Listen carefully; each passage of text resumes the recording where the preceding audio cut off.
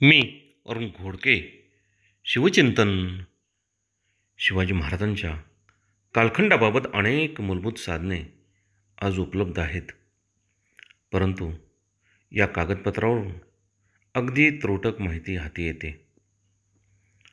फ्रेंचांच्या अनेक व्यापारी वखारी हिंदुस्थानमध्ये होत्या. फ्रेंच सरकारशी आणि आपल्या मायभूमीतील अनेक राजवाड्यांचे इतरांशी पत्रव्यवहार झाला होता.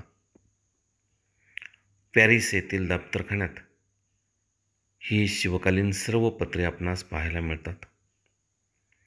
शिवाजी महाराजांचा इतिहास कळण्यासाठी म्हणून फ्रेंच गव्हर्नर मार्टिन याने जी रोजनिशी लिहिली ती सर्वात महत्त्वाची मानली जाते. शिवाजी महाराजांच्या कर्नाटकातील स्वारीचे सर्व तपशील आपणास या रोजनिशीमध्ये सापडतात. सुप्रसिद्ध इतिहास संशोधक डॉक्टर हाताळकर यांनी मूळ फ्रेंच कागदपत्रांचा वापर करून relation between the French and the Marathas हा ग्रंथ इसवी सन 1668 ते इसवी सन 1815पर्यंतचा कालखंड यामध्ये लिहून काढला. मराठा इतिहासाच्या दृष्टीने तो अतिशय उपयुक्त असाच मानला जातो.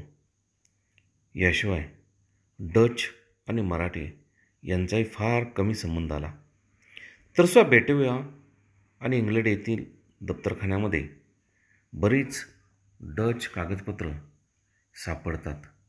बहुत काय बोलणे. राम कृष्ण हरी.